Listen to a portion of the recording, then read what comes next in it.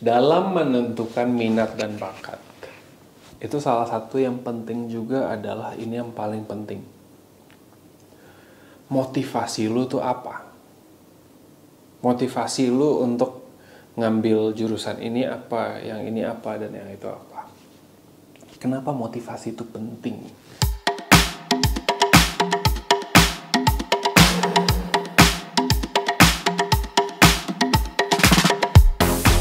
Karena di setiap hidup manusia, itu kita sebagai orang, kita grow up, kita tumbuh menjadi orang dewasa, itu dipengaruhi oleh sekeliling kita.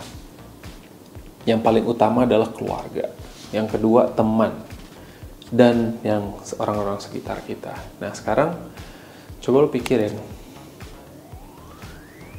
misalnya lu mau jadi pilot, motivasi lu apa? Apakah lu karena mau jalan-jalan? Atau karena lu mau punya banyak duit? Atau misalnya lu mau jadi software engineer. Kenapa? Lu suka mengerjakan pekerjaan yang stabil dan highly rewarding. Itu motivasi. Atau lu tahu, oh bahwa ini kesempatannya banyak. Itu juga motivasi. Nah, dari sini ke bawah, itu gue akan memberitahu bagaimana lu bisa cara mengambil keputusan untuk jurusan apa yang sesuai dengan minat dan bakat lu. Yang sebelumnya tadi, itu semua tentang minat dan bakat. Jadi, kalau lu sampai sini, harusnya lu udah tahu kira-kira minat dan bakat lu apa. Dan nanti di link, di deskripsi di bawah, gue akan kasih lu satu link gratis yang lu bisa ambil untuk tes sifat lu seperti apa. Nanti dia ada penjelasannya panjang banget. Lu bisa ambil kerjaannya apa yang cocok buat lu dan lain-lainnya. Oke, motivasi. Motivasi itu kita bagi jadi dua. Yang pertama internal, yang kedua eksternal. Di dalam internal itu apa? Yang biasanya kalau secara scientific disebutnya intrinsic factor. Itu ada 5. Yang pertama, learning, attitude, achievement, creation, psychological. Yang kedua, itu external motivation. Atau disebut secara science, itu extrinsic factors. Itu cuma ada 4. Incentive, fear, power, affiliation. Oke, perbedaannya apa dari intrinsic sama extrinsic atau internal dan eksternal? Internal factors itu lebih mengarah kepada self-improvement atau pengembangan diri. Ingat, self-improvement atau pengembangan diri. Contohnya, lu mungkin termotivasi untuk mendapatkan suatu promosi karena lu telah mempelajari skill-skill baru yang sangat valuable untuk perusahaan yang lu kerja nantinya. Atau lu termotivasi untuk sukses karena lu mau ada positif effect yang terjadi dalam hidup lu dan orang-orang sekitar lu. Nah, itu internal. Itu kepuasan sendiri, itu internal. Jadi ini pengembangan diri. Itu motivasi yang pertama. Nah, yang kedua ini extrinsic atau eksternal. Itu lebih mengarah pada faktor-faktor di luar diri kita. Contoh, pujian atau uang. Uang ini udah paling sering nih biasanya untuk motivasi. Extrinsic motivation itu represents seluruh motivasi based on rewards dari luar. Seperti yang tadi gue bilang, duit atau pujian. Nah, tipe motivasi ini biasanya lebih sering daripada tipe internal.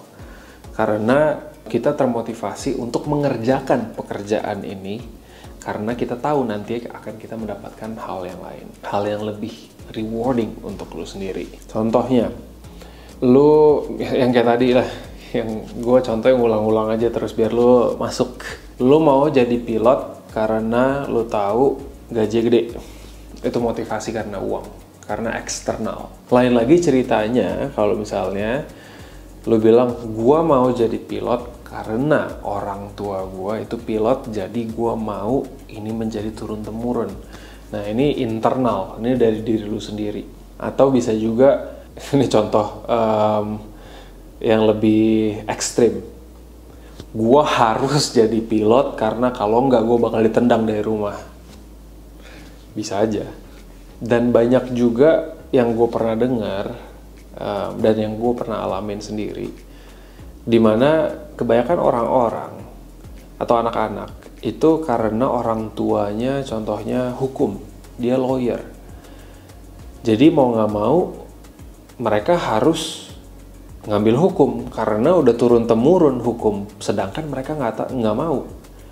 Nah, ini motivasinya adalah fear, ketakutan. Mereka dimarahin, mereka nggak dianggap keluarga, bahkan itu juga ada.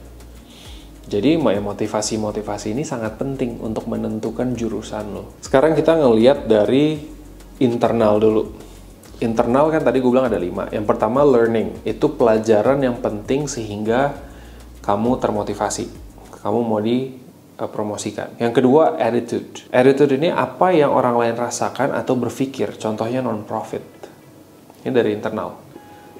Lu merasa dengan lu mengerjakan di non-profit, lu happy, batin lu happy. Achievement yang ketiga, proses daripada akhir, merasa puas dari proses tersebut. Jadi lu lebih mementingkan proses daripada end goal-nya. Kalau misalnya prosesnya sesuai dengan apa yang lu mau dan hasilnya nanti bagus, lu puas. Tapi meskipun hasilnya tidak bagus, lu merasa proses ini udah bener dijalanin dan lu udah puas sendiri. Creation, feeling yang mau dikeluarkan dari tulisan atau film. Psychological, berasal dari lingkungan yang kita cintai. Bisa keluarga, pacar, yang emang kita kadang-kadang nggak bisa kontrol. Contohnya ada juga cerita nih. Ada orang yang mau kuliah. Tadinya dia mau kuliah misalnya di Indonesia. Tapi karena dia tahu pacarnya, aduh pacar gue kuliah di Amerika nih, gue ikut deh ke sana. Nah, itu motivasi dari diri sendiri. Jadi itu adalah psychological kita. Kalau misalnya yang eksternal, itu insentif pertama, karena uang banyak.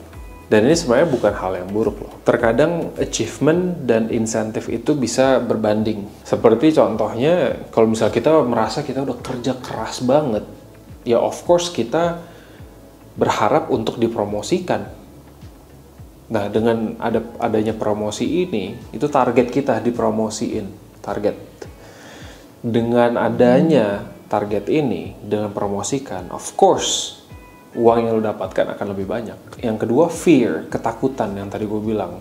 Yang bisa lo ditendang dari rumah, yang lo bisa nggak dianggap keluarga lagi kalau lo nggak ngambil sesuai dengan apa yang orang tua lo bilang. External factor yang paling bahaya itu adalah power. Dimana kita lihat ada banyak banget orang yang haus akan kekuasaan sehingga kekuasaan itu disalahgunakan.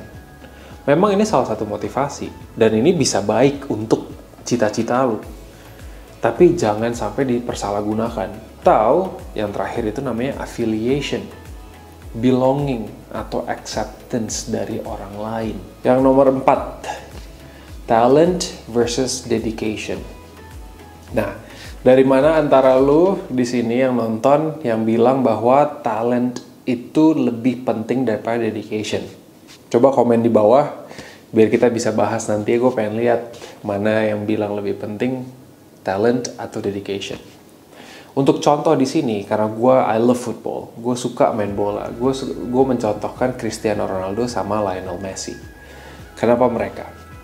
Lionel Messi ini, dia itu memang sudah punya talenta sejak kecil untuk bermain bola. Sedangkan Cristiano Ronaldo, itu dia baru menyentuh bola itu beranjak teenagers, remaja.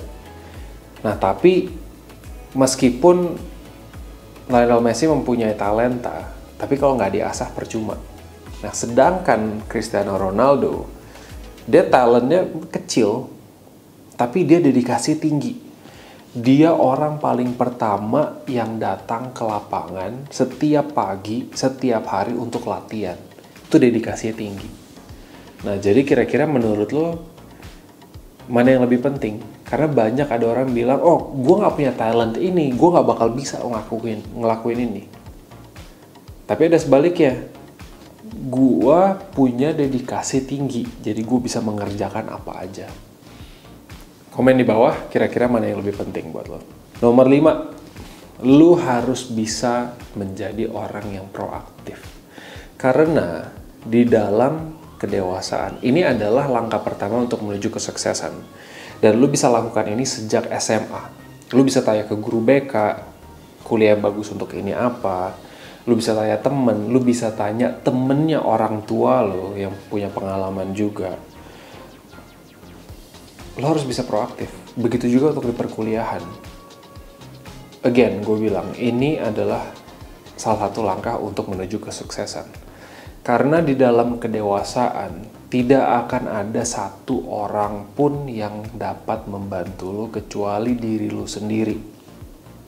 Kalau lo nggak tahu sesuatu, lo tanya sama orang.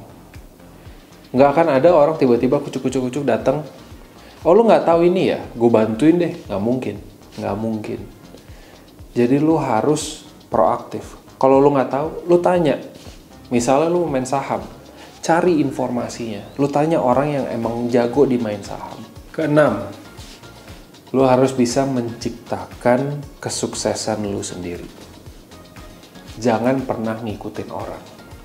Karena banyak banget di Indonesia ini yang ngambil jurusan kuliah karena temennya ngambil itu. Temen gue juga banyak dulu. Oh, mereka ngambil manajemen biar ada temen deh. Gue ngambil manajemen juga.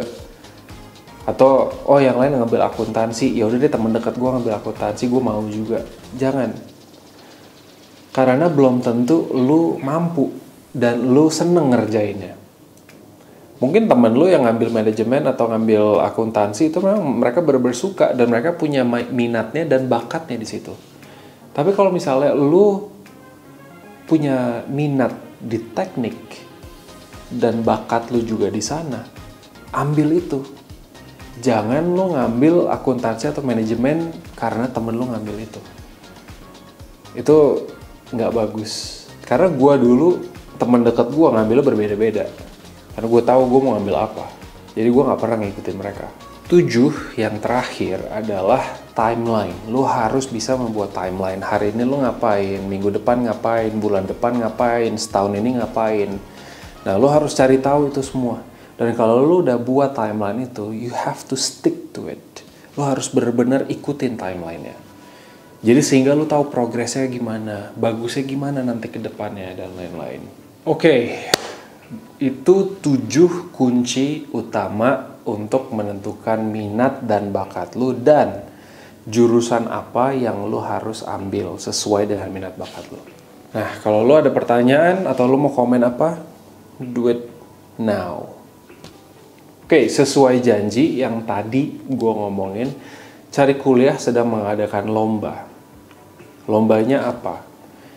Sebenarnya ini lebih ke kontes, akan kita memberikan giveaway iPhone 12 mini.